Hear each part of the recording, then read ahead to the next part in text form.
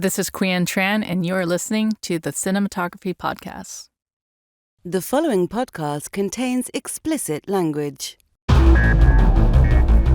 You're listening to the Cinematography Podcast presented by Hot Rod Cameras, a program about the art, craft, and philosophy of the moving image and the people who make it happen. Coming to you from the world headquarters of Hot Rod Cameras in Hollywood, California, are your hosts, Ben Rock and Ilya Friedman. Hey, Ben Rock. How are you? I am doing swell, Ilya Friedman. How are you? I'm doing okay. Hey, who's on the show today? It is Quyen Tran, who is returning for, I believe, the third time. Woohoo! That's an elite club of third-timers. Three-timers club. Yeah, we need to get them like a smoking jacket.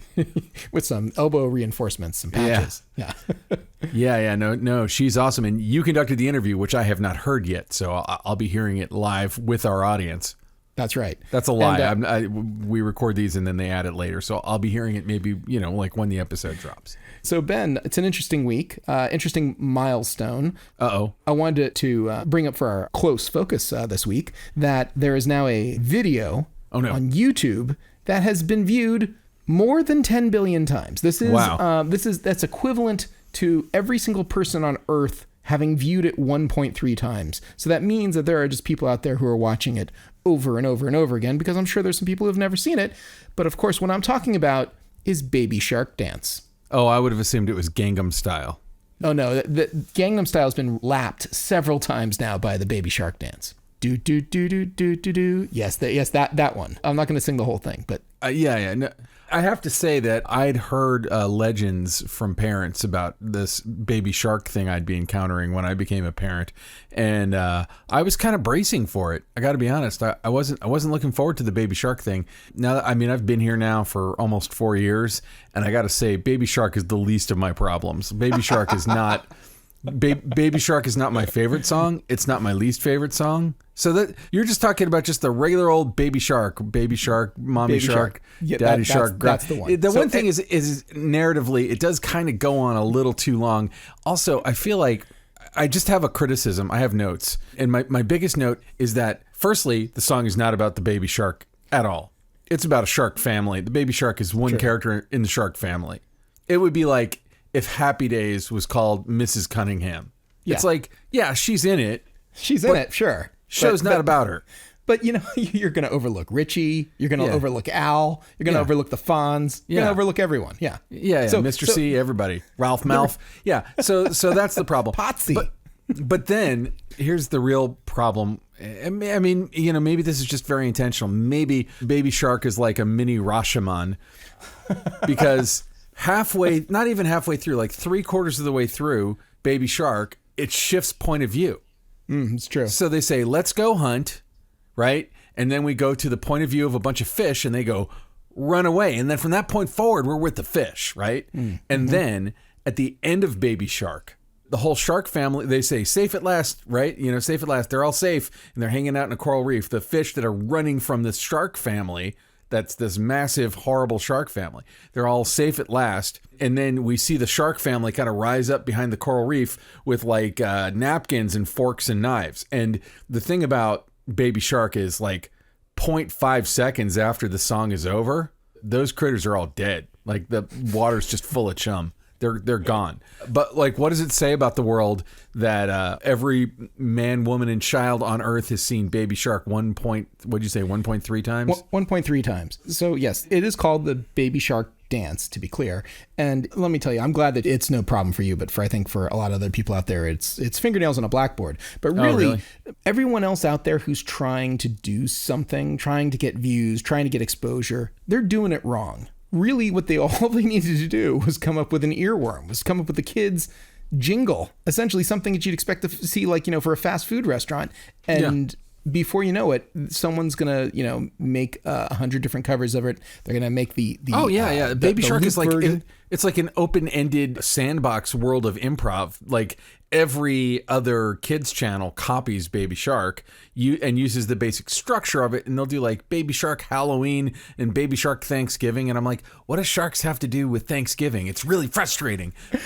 And of course, for our listeners who are not up on their Akira Kurosawa, but Rashomon is of course the 1950s samurai film, and clearly there's this perspective shift. So if you would like to really bring this home, go pop in like Canopy right now and watch some Rashomon, and it'll bring this whole Baby Shark thing all the way. Yeah, no, I think it'll make Baby Shark will make a whole lot more sense. Or you can watch Baby Shark, and the thing is, like, if you don't have kids, you've definitely never seen Baby Shark. And then when I hear every man, woman, and child, like how many billions of times have 10 billion, 10 billion. I mean, like, I'm like, well, clearly 1 billion of those is just at my house.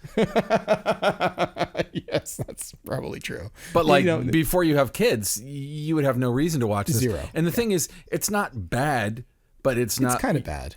It's all right. And like the animation quality is like, it's okay. There's nothing wrong with it. And probably like a lot of things like this, my guess is when they came up with it, they didn't think, oh, this is going to take over the universe. All right, I got one more for you, though. Okay. And this is directly related. The earnings report has come out for the highest paid YouTubers. I don't know if you saw this one, but the number one person, most popular, highest income full-time YouTuber out there is a gentleman named Mr. Beast. And Mr. Beast, you want to take just a wild guess at how much he raked in 2021? I'm going to go with, can we do Price is Right rules so I can guess as high as possible without going over? Sure, we can do that if you want. I'm going to say 15 million. 15 million? 15 million. Yeah, 54 million. Whoa. Wah, wah. Yeah, see, you were way down on the price, right? 54 million. And like there's several other people who they didn't surpass him, but they were up in the 30s and 40s of millions too. So it's like those advertising dollars and those sponsored videos and posts and stuff they make, I'm actually a little bit concerned about having this information go out there, because I think there's a whole bunch of people now who are going to say, screw going into the entertainment industry. I'm going for YouTube. YouTube is really where the money is. So. Well, okay, but this is a longer conversation than we're going to have here. But I feel like this is a conversation that's been ongoing for a long time. I have a friend who I've probably brought up on the show before named Chad Saley. He actually worked for Maker Studios for a long time, and Maker was kind of a conglomeration of a bunch of YouTubers. And, he's my age. He has 2 kids who are, I think, both in their 20s now, because I just waited till I was elderly to have a child. And I remember 15 years ago him telling me, like, TV's dead, movies dead. All the kids want to watch are these YouTube characters. They want to watch YouTubers. They want to watch, people who are vlogging on YouTube or people who have these YouTube channels. And I feel like, the media landscape has been ever more diversified is the nice way to say it. It's splintered into 1,000 directions. When you and I were kids, we had limited choices, to say the least. And now we have, virtually infinite Unlimited choices.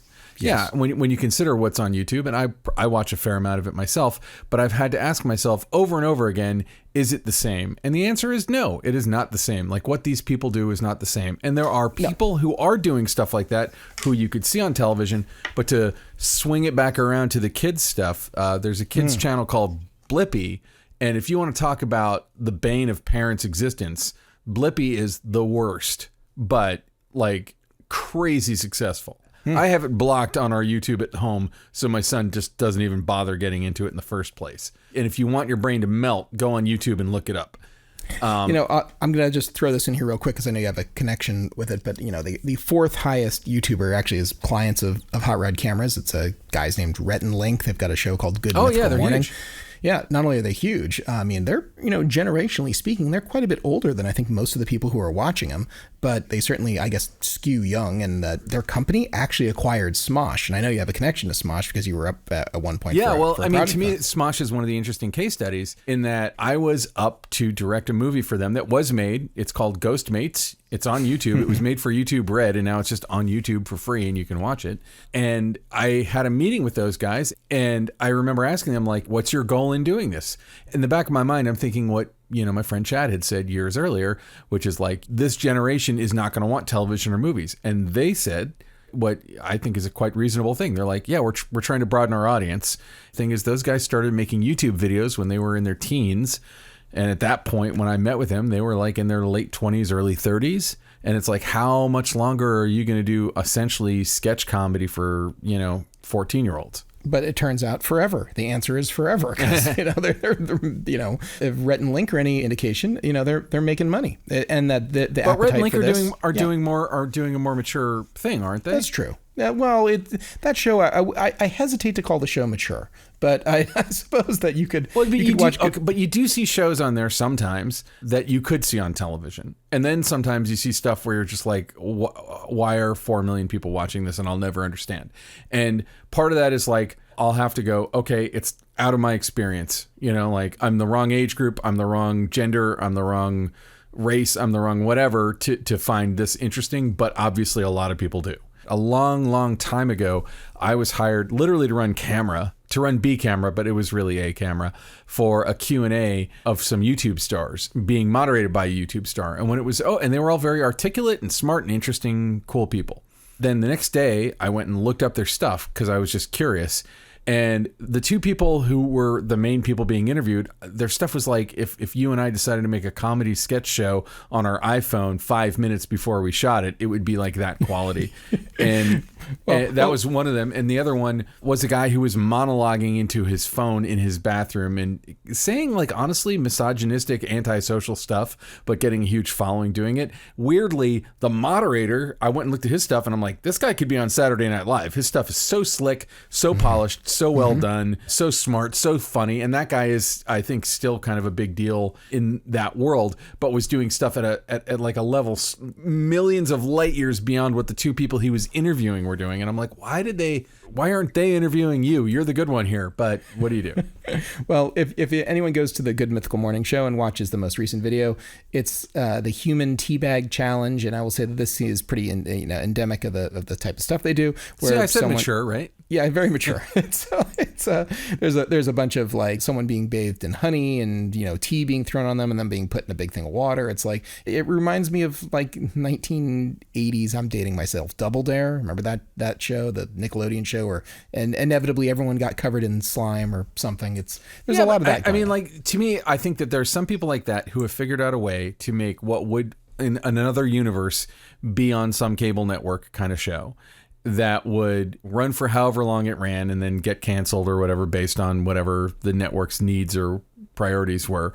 But these people have figured out a way to plug into a repeatable audience and just keep on keeping on. That's right. And they can do this as long as they want. And at a certain point, yeah, the audience is going to start getting distracted or bored or not returning for anything that anyone does, no matter how awesome it is. But I kind of have to tip my hat to people like that who basically have figured out a way to kind of greenlight themselves and keep themselves renewed year after year. Smosh being another one. Like, I was really impressed when I saw how much work those guys had done when I went into, because when I went to meet with them, I watched a bunch of their stuff. It wasn't exactly my flavor of comedy all the time, but sometimes it was, and it was really well done. And it's been a while. Like, there was a time I remember when I was up for a job and I was bidding on it, and we were like trying to get a red camera or something. And they were like, "Oh no, it doesn't need to look that good. It's just for the internet." And when they said that, I immediately lost all interest in working for this client on this project. It's like, oh, sure. we don't want it to look good. That we called you. But yeah, thanks. Yeah, I know, exactly. But I feel like that ship has long sailed, because like you could have 4K content on YouTube. You could be watching YouTube. People are watching YouTube on the very same televisions they're watching everything else on. And so, to kind of loop it back to the Baby Shark thing, it's like the phenomenology of YouTube is interesting because it is so random looking, but really it is just a cross section of us, of all of us, of everybody, and the stuff we watch. When I need to figure out how to put windshield wiper fluid in my car, I look on YouTube. When I'm trying to find out how to do something in Adobe Premiere, I look on YouTube. But also, a lot of us go to YouTube on a regular basis for entertainment. And I may be watching Corridor Crew every week, but somebody else is watching Rhett and Link, or somebody else is and the Baby Shark thing. I mean, like, I don't even know what to say about the Baby Shark thing. All I'll say is there's a lot of toddlers who know how to find a video on YouTube if they want it. And so, again, I really do feel like at least 10 billion of those views were in my house. Well, that would mean that all the views were in your house. But I think that's a good place for us to leave mercifully leave our close focus discussion of YouTube today. And let's get to the interview with Quyen Tran. Here we go. The Cinematography Podcast Interview. Quyen Tran, thank you so much for coming back for the third time to the Cinematography Podcast. Thank you so much for having me. It's always such a pleasure talking with you. Hey, a lot happened in 2021.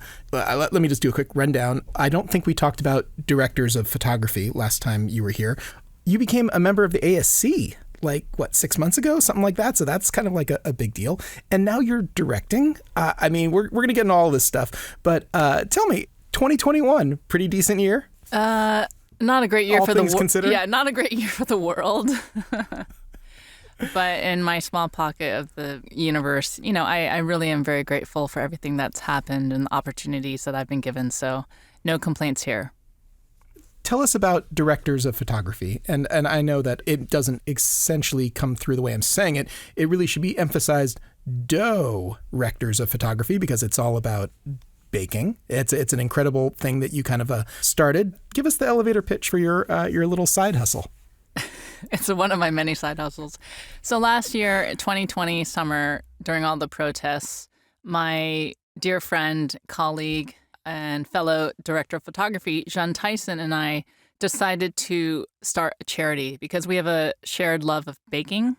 We've been bakers our whole lives, and we got into sourdough like everybody else during the pandemic, but we took it one step further. We both grew up pretty, I don't want to say poor, but yeah, my family lived off food stamps, and my mother was always cooking for friends and family and just very selfless. And in Jean's family also, they do a lot of volunteer and charity work. So we both decided to start a charity where we would sell our sourdough baked goods for organizations like the Los Angeles Food Bank, Stop AAPI Hate, Vote Save America, pretty much anything that we felt needed, support. And it just took off, and we're really proud of the work that we've accomplished, and we're still going. We just made patches that you can iron on to your backpack or your shirt if you so desire. I'm totally getting into that. I already have your stickers that we're quite enjoying, and holy crap, do we enjoy your cookies and sourdough. They both were, dynamite. So if anyone in the sound of my voice is interested in this and you're in Los Angeles, give us the URL. Where can people find out more about directors? We're just on Instagram still. We made these stickers, bake it till we make it back to set. Nice. But in August of 2020, I started working again on the show called Maid, and I haven't stopped since. So we've been trying to balance out, work with bake life, work-bake balance. Yeah, work-bake balance. Mm-hmm. The struggle is real, for sure. Okay, well, definitely we'll put the Instagram handle in our show notes, so anyone who wants to check out directors of photography can go do that. Let's talk about the ASC. Congratulations. That's a huge honor. That's wonderful. And for people who are unaware, who are listening right now, it's an invite-only organization, and you have to have a vote, essentially, of all of your peers saying, we want to bring this person into the fold.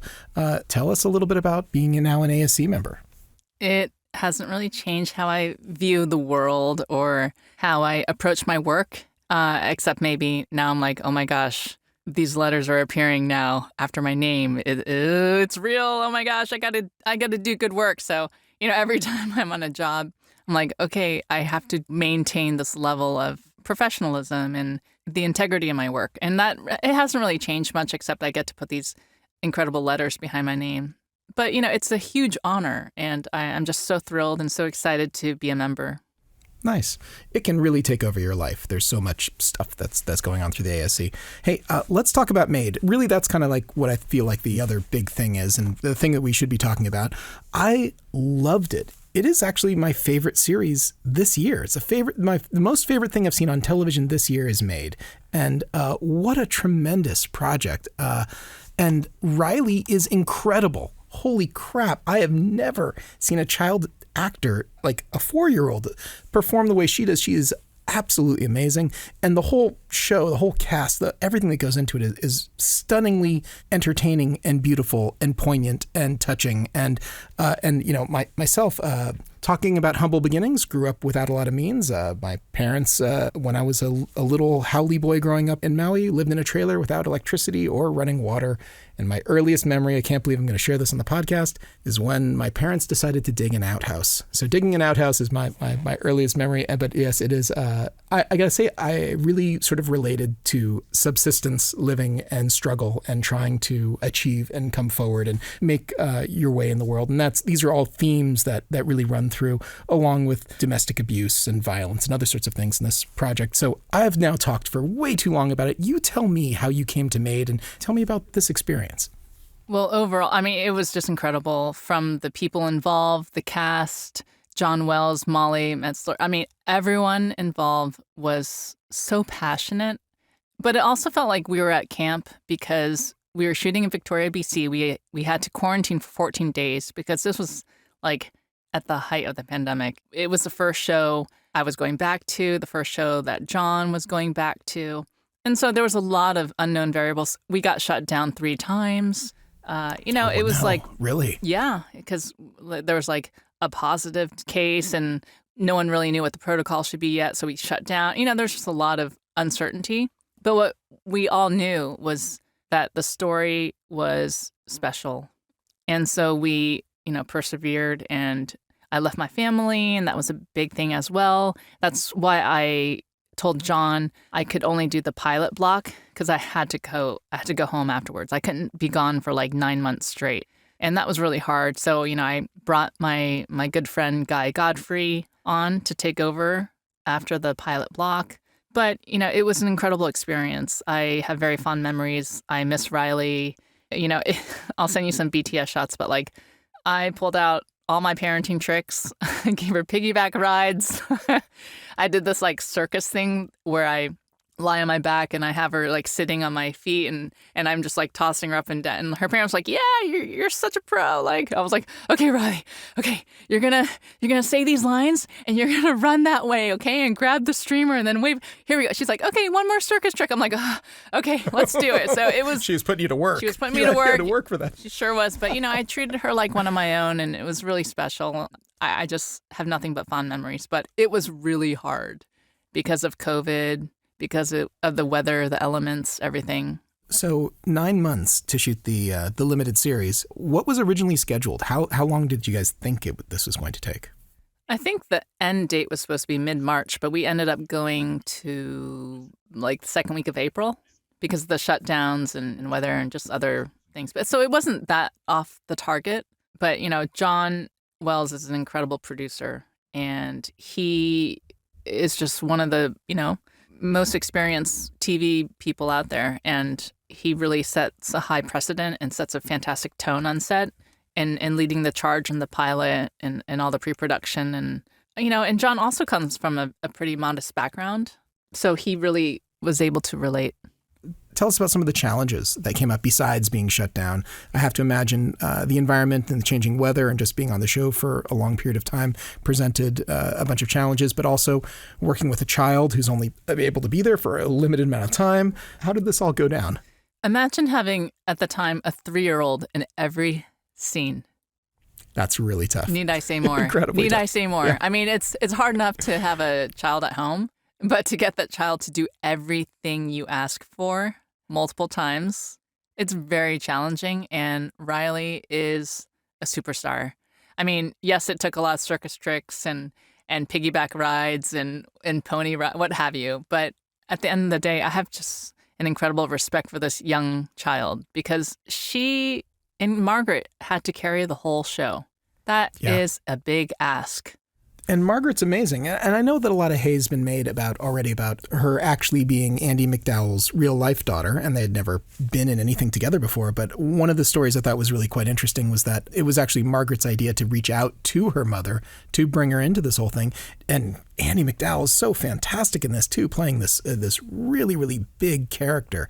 Can you talk about the interpersonal relationships of the cast and the crew at all, and how it all came together? Was everyone as happy to be doing this as it seems? Yes. I was there from the beginning. I remember like pitching all the different actresses who could play her mother. And then one day Margaret was like, what about my mom? She is, if you go back and you look at her resume, Andie's resume, she's been a part of like so many incredible films.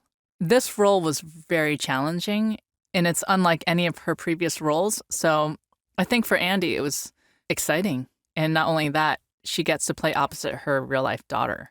So I think, just imagine working with your mom on set every day for 9 months. That can be challenging as well. Throw in a 3-year-old and there you have the trifecta.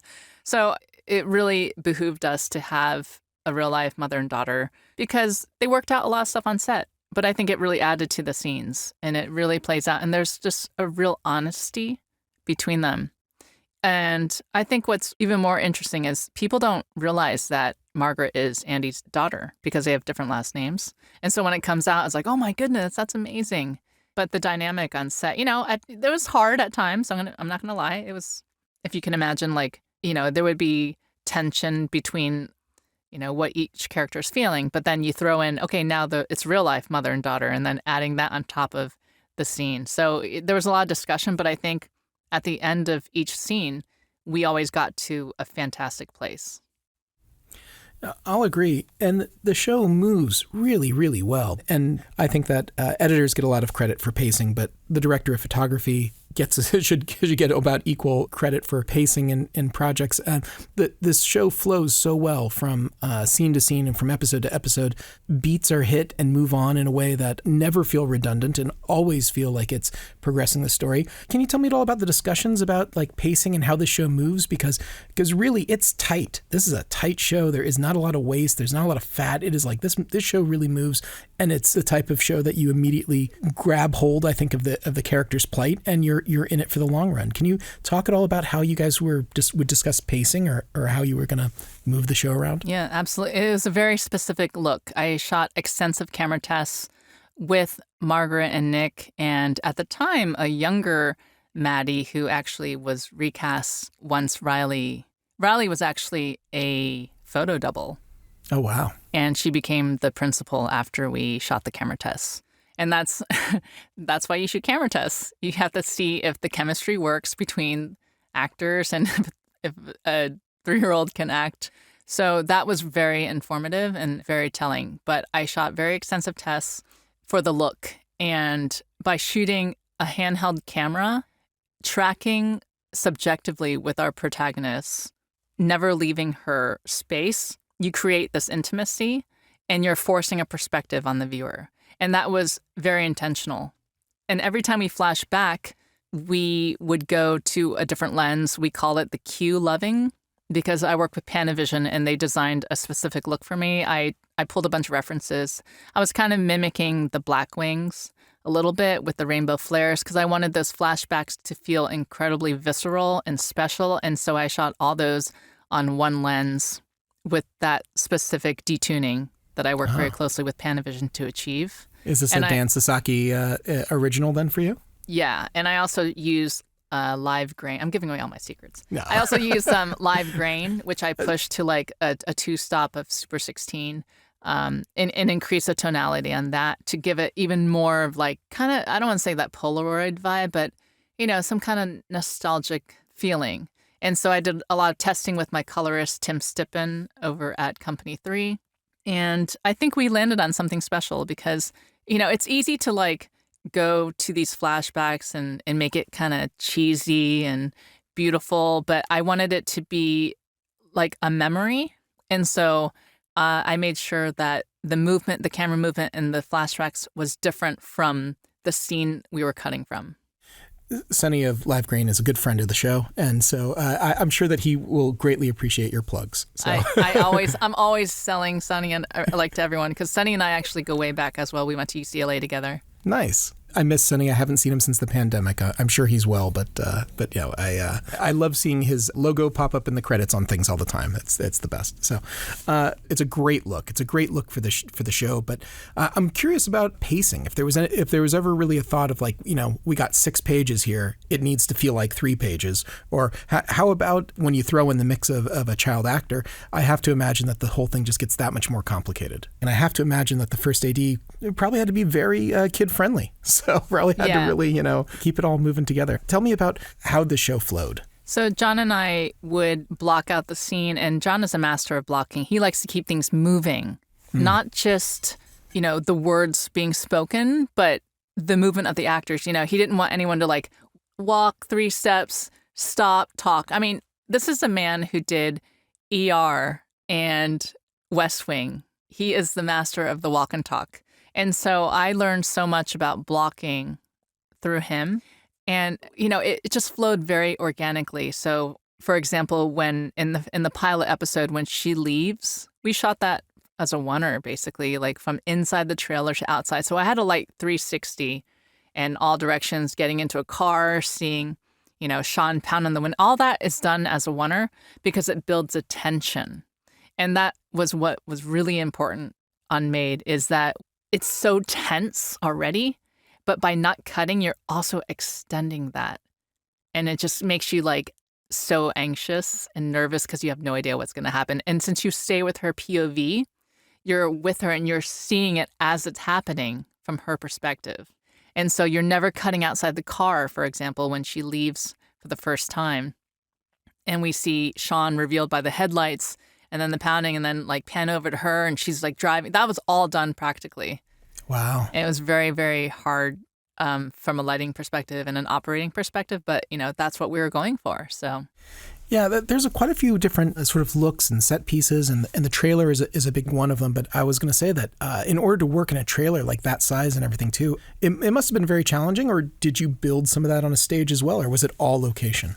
It was all location except for my episode 8, because I wanted to have a couch that swallowed her, and I needed an exit point. So I built. I work very closely with my very dear friend now and an incredible production designer, Renee Reed, who we worked for 3 weeks to design a couch that would pull her in a very organic way. So I knew I wanted like Margaret to look up and to like slide in and not blink.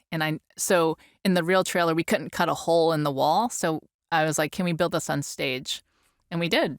And you totally pulled it off, too. Yeah, thank you. Yeah, it was great. I know you to be a wonderful combination of both artist and plumber. You're very technical, and you're also very, have very artistic vision. But and we don't talk a lot about tech on the show, but I'm really curious about this because I enjoyed it so much, and it's a fantastic look. Tell me a little bit about the technology of how the visuals of Maid came together.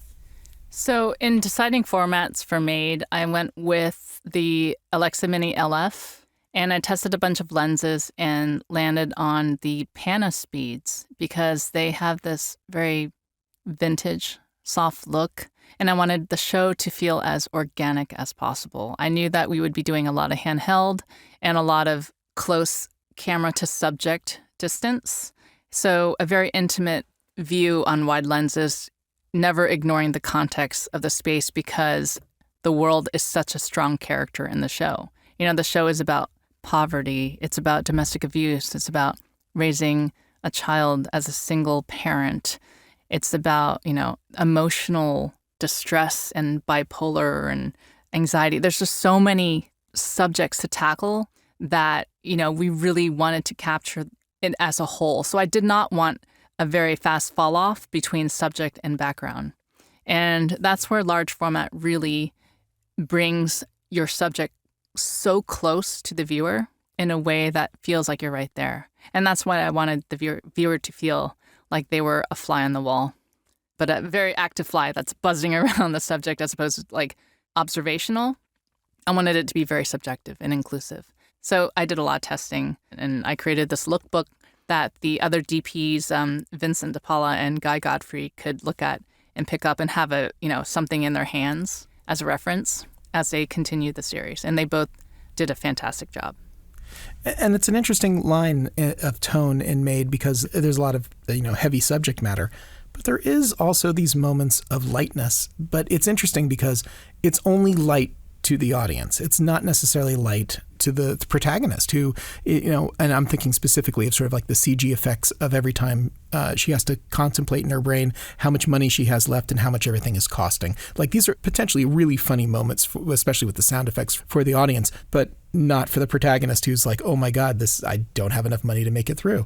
And it's a wonderful tone and juxtaposition that's happening between what you're seeing on screen and then what's added in to the story to give the audience that, hey, it's okay to laugh right now. It's okay to look at the absurdity at what's going on. So, I mean, was there a lot of discussion about hey, we need a frame to make space for the CG that's happening, or we need to hold on this shot long enough for the mental reaction? Can you tell us a little bit about how those sort of moments of striking that juxtaposition between serious and comedy comes together? Absolutely.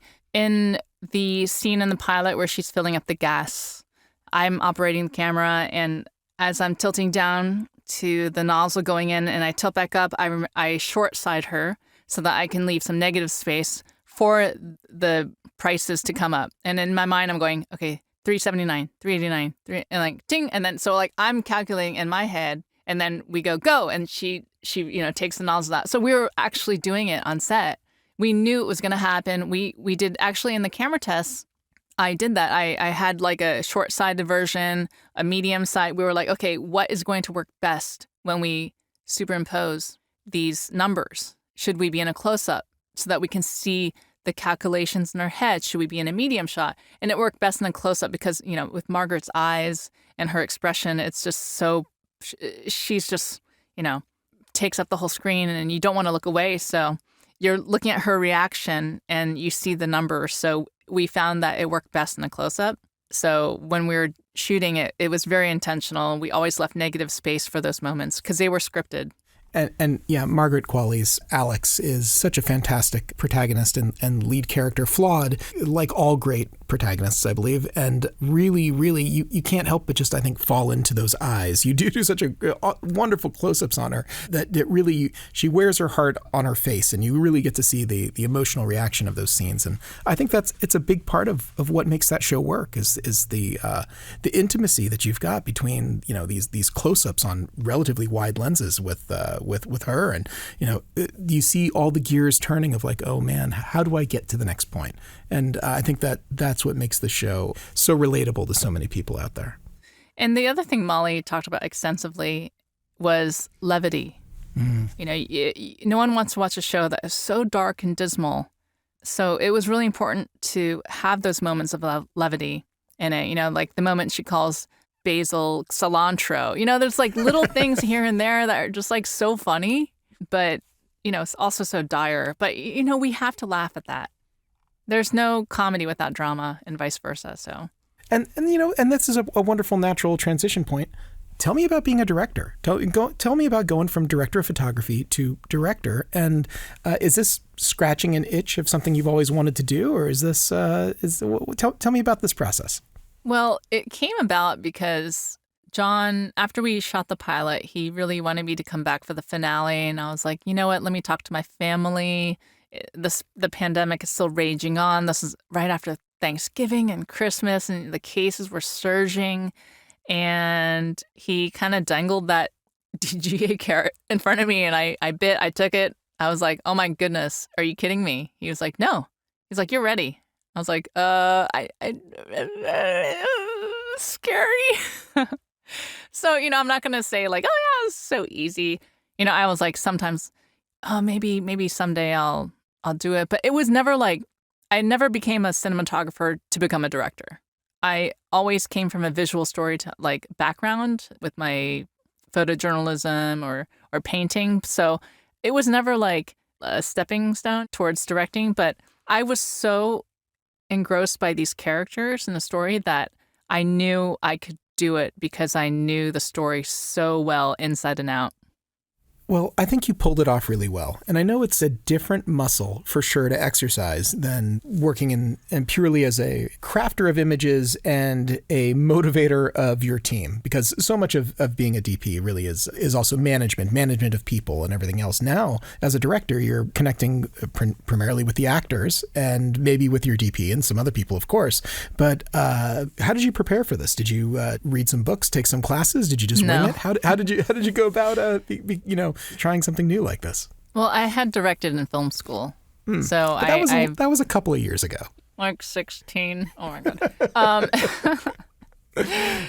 So I had experience directing, and then I also directed a bunch of commercials. But it's different when you're working with a narrative format. So as a DP and an operator, you're working very closely with the actors, and I already had a rapport with Margaret and everyone on the cast. So it was pretty easy to transition into directing because I'm just talking to them. But instead of saying, hey, feel free to hit this mark. If not, it's okay. It was more like, okay, this scene is about this at this moment, prior to this, remember we're coming from this moment, blah, blah, blah. I prepared really intensely. I storyboarded everything. I drew my own storyboards and shot lists, and I actually had all these like lighting.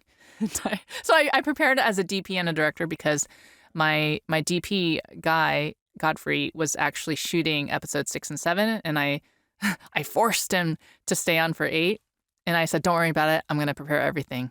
And I did the tech scout for both of us and did everything for both of us, and he came in and like nailed it. So I was able to focus on just the directing aspect at that point.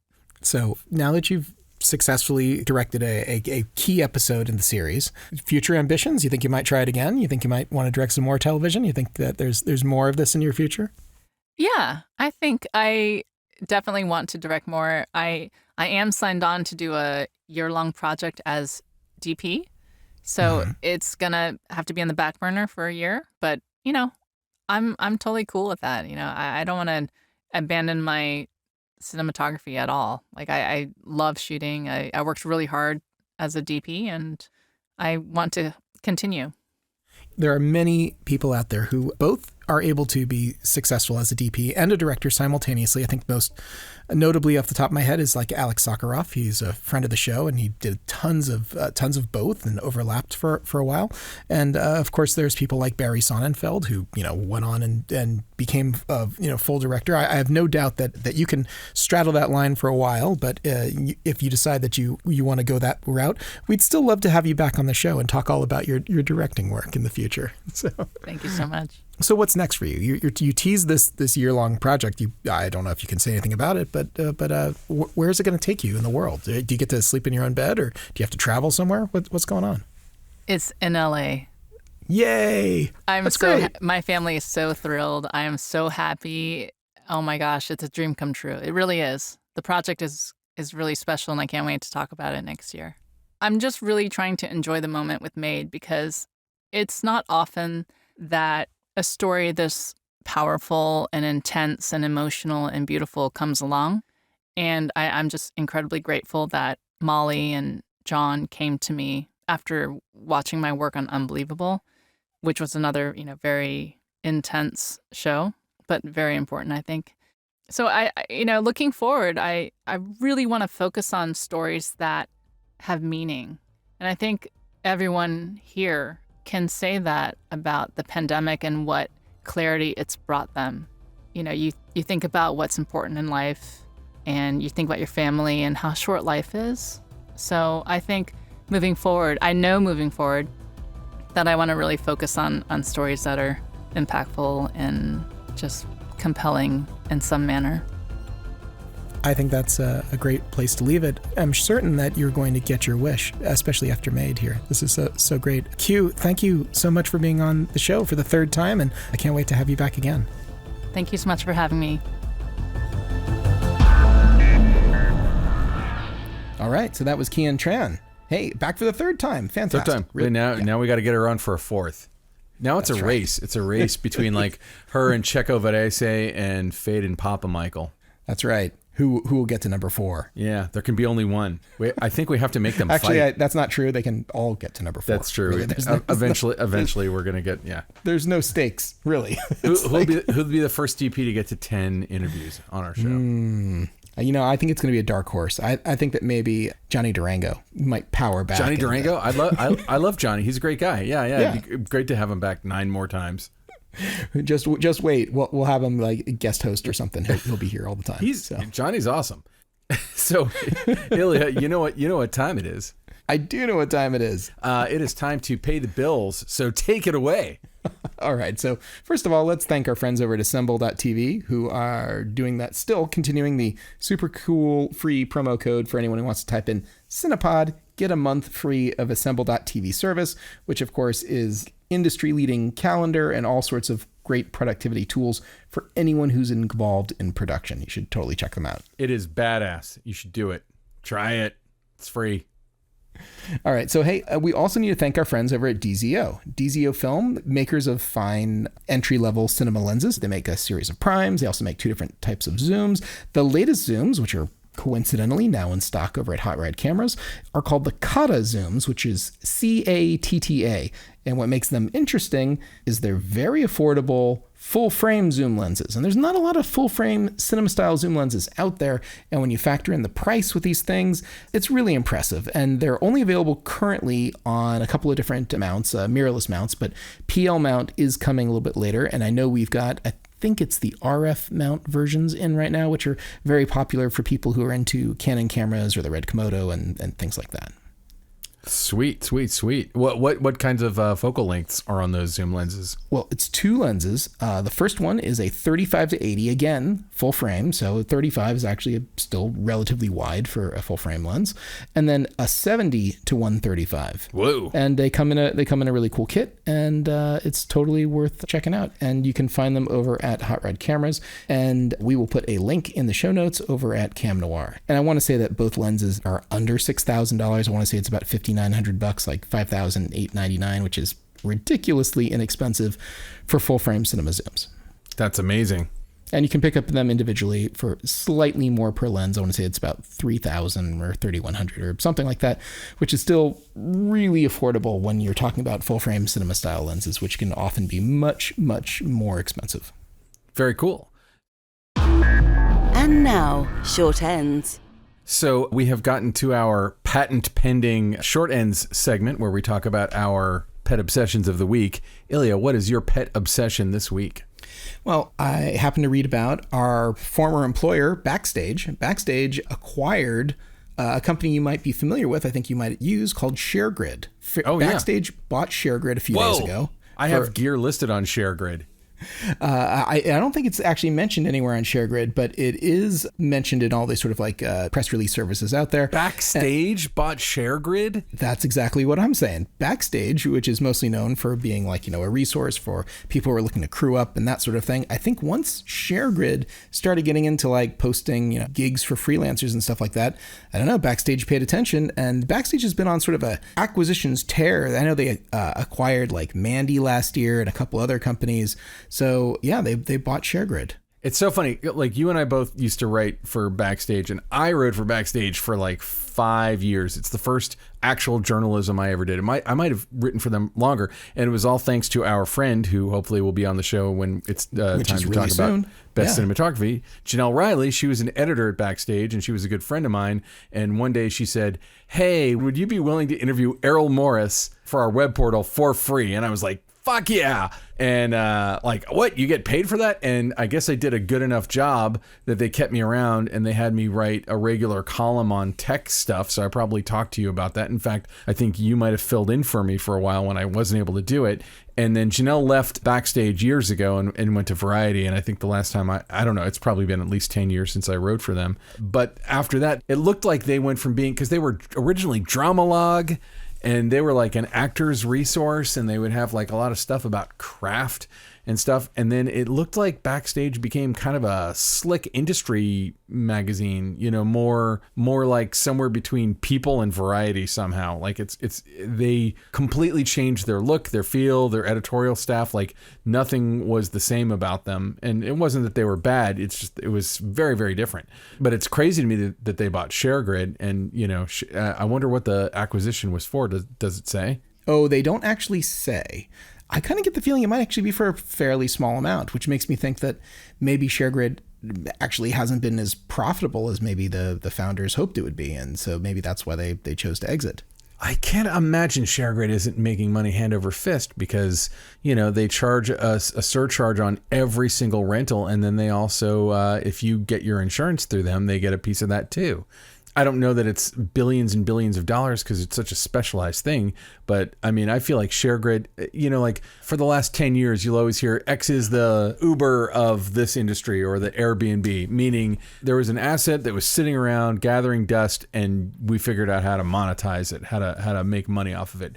And that is totally ShareGrid through and through. Everybody has gear that they're not using day in, day out, and they can rent it out on ShareGrid. I know a lot of people, though, who are pretty down on ShareGrid, and not just rental companies or people who would be competitors, but individual owner-operators who've had bad experiences. And I know they supposedly have some sort of, they've improved the insurance situation for fraud, for voluntary parting, but there were quite a few people I talked to, I found through Facebook and stuff like this, who were really upset that their stuff got stolen or broken or whatnot. And it wasn't a positive experience. And I got to say that, like, one of the people who was involved with it, I had a conversation with them, and they were like, oh, we really want to hear these stories. And I'm like, well, this is like public knowledge. It's all over Facebook. You don't need me to tell you the story. So it's...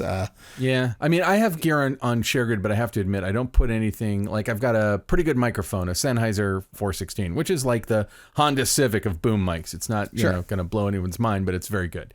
And I don't want to put that on there because I feel like it's too small and too easy to break. I have talked about it on here before. I have like some LED lights that were not very expensive that I put on there, and they've made their money back a few times over, but they didn't cost very much to begin with. I have an iDirect, which is kind of expensive, that's on there, but it's a big piece of gear, and it would be easy to break it, but you'd have to be kind of a dummy to do that. So, I think ShareGrid is an interesting thing, and I don't think it's like as obvious as a business case as like, streaming movies and television through your internet instead of like paying for cable. I don't think it's like a total no-brainer, because I feel like as you kind of move up in the food chain and as you're doing better and better and more higher end work, ShareGrid, I think, offers less and less to the community. I think if you are an individual or a film student and you need to rent a $13 set of lights, I think ShareGrid's your jam. I think that's absolutely... Yeah, well, like, no, I agree. But I mean, like, I have rented like some pretty big lights on there. And also you can get like there's all kinds of stuff on there. You can get like whole grip trucks, electric trucks. You can get locations on there. I feel like if you look at it more as a rental broker service, and that anyone can get on it, it democratizes that a little bit. It also makes it so that if you go out and spend a bunch of money on a piece of gear, you could get some passive income on it when you're not personally using it, depending on what it is. But yeah, I don't know that I would put something that was easy to destroy and not, or easy to steal on there. I guess I don't know. I also feel like that business model is like highly disruptible. Like, I feel like someone else comes along now with another marketplace which does a better job of vetting like the customer. What's to stop all those same ShareGrid people from listing their gear on another service or just having it on both services? Exactly. It's like a lift to an Uber, so to speak. I mean, it's like someone else. I feel like, once the grass has been flattened, the path becomes a lot easier for everyone who wants to go down that. A film freeway to its without a box. Yeah, I haven't seen anyone try and do that, but in a few other markets it's happening, but yeah, LA, I think there is a sort of a competitor right now, but I think that we'll see what happens in the future. I wouldn't be surprised if a whole bunch of companies try to do something kind of like that, but maybe make it more higher end or more professional, or maybe target very specific things. I don't know. There's a bunch of people who do rental of equipment online now too, via through the mail, so to speak. Yeah, that's true. Those have been around for a while too. Anyway, so Ben, what's your short end this week? What's your obsession? So my short end is a podcast, unsurprisingly. What? And it's a podcast podcasts. It's a podcast that if you're hearing my voice right now, you're listening to a podcast, jackass. Guess that's true. No, it's a podcast I'm sure I've talked about on here. In fact, I remember I talked about it many years ago called You Must Remember This. That's sort of a Hollywood, this woman named Karina Longworth, who I'm not sure if she's married or just in a relationship with Ryan Johnson, but she's an entertainment journalist. She's been around forever. She used to write, I think, for the LA Weekly. She's really great. Her podcast is awesome. Years ago, I got into her podcast, and I'm sure I talked about it on the show. She did a series called Charles Manson's Hollywood, and it was like just setting the scene for what Hollywood was like around the time of Manson. So it did go into the Manson killings, but it also went into a lot of detail about like Roman Polanski and Dennis Hopper and the movie Zabriskie Point, which I'd never seen, and I ended up watching it as a result. So her new and probably the other season I got the most into was about Song of the South, the Disney movie. So she has a season, and it's I think almost finished now, so you can binge it. And it's all about the Rat Pack, but specifically Dean Martin and Sammy Davis Jr. And so you end up hearing a lot about the entirety of the Rat Pack, and with her normal, like, just brilliant, amazing level of research and in-depth scouring all the biographies everybody wrote and all that stuff, and specifically focusing on those two guys and not, say Frank Sinatra, is interesting because, both of them kind of came out of poverty. Dean Martin was in a similar boat to Frank Sinatra in that they were both Italians, and Italians were seriously looked down upon, when you talk about like the 20s and 30s. And Frank Sinatra didn't change his name. Dean Martin did change his name and even got a nose job, so he looked less ethnic. And she talks a lot about sort of their individual relationships with Frank Sinatra and how they got where they got and how mobbed up all of Hollywood was back then, and also Vegas and Atlantic City, all the places that they were, big performers, how completely run by the mafia that stuff was. Also, in talking about Dean Martin, she talks inescapably about Jerry Lewis, and I find Jerry Lewis to be a source of enormous fascination because he's one of the top comedians of his time. Again, by the time you and I were kids, he was kind of reviled. And it's true. Although credited with creating the video tap, which also made him more beloved and more reviled. So. I know. Well, yeah. I mean, I think Jerry Lewis, maybe one day someone will make a biopic of Jerry Lewis or something. I think he's a fascinating guy because he does sound like a bastard, but also a genius, but also as an entertainer, as a comedian in particular, you go watch his stuff and I feel like it does not hold up. Like I tried to watch, I think it was called The Bellboy or something on Canopy some months ago. And I got like 10 minutes in and I'm like, is there a part of this that's even supposed to be funny? What am I watching? I don't even know. I have no idea what I'm watching. And then, of course, well known later in life for his telethons. So, he's raising all kinds of money and doing all kinds of... Did a lot of good for the world, too. But it's interesting. I find this podcast to be fascinating, too, just because, you hear about people like Mickey Rooney who shows up in it. And just a lot of these people were like really dark, weird ass people who were sort of selling this like sunny, bright public image. And in our modern day, I guess, like we have social media and it's a lot easier to see when someone's faking it that hard.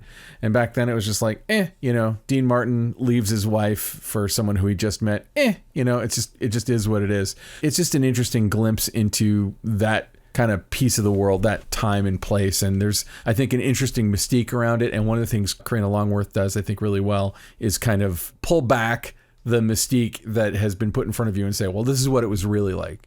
This is what it was like being married to Roman Polanski. Like, lose the mystery. So anyway, I think it's very, very worth checking out. And if you're into that kind of old Hollywood stuff, I feel like I keep landing on stuff like that, or, that one about Bonfire, the Vanities that I was talking about a few months ago. I think that I have an endless reservoir of interest in not just old Hollywood, but just like bygone eras of Hollywood, even if they were only, 20 years ago, 30 years ago. You know what? It may have been discussed a lot more sort of at the time, but it seems like the world's kind of moved on. And I think it's great, actually, that someone wants to dredge it up and to examine it in ways that haven't been previously gone into. And Karina Longworth's famous. I mean, I hear people all the time talk about the sort of like long form documentary stuff that she does on her show. So, at some point I will explore that rabbit hole. But until then, I'm going to, enjoy the amount of time I have. So again, I would start with Charles Manson's Hollywood. It was one of the most fascinating things. And also the Song of the South. South season was just riveting. I mean, like, it's just really well researched and really well done. Because the whole podcast, for the most part, it's like sometimes she'll bring in actors to voice a few things here and there, but it's mostly just her talking. It's just like reading a book. So nice. That's great. I will definitely check it out.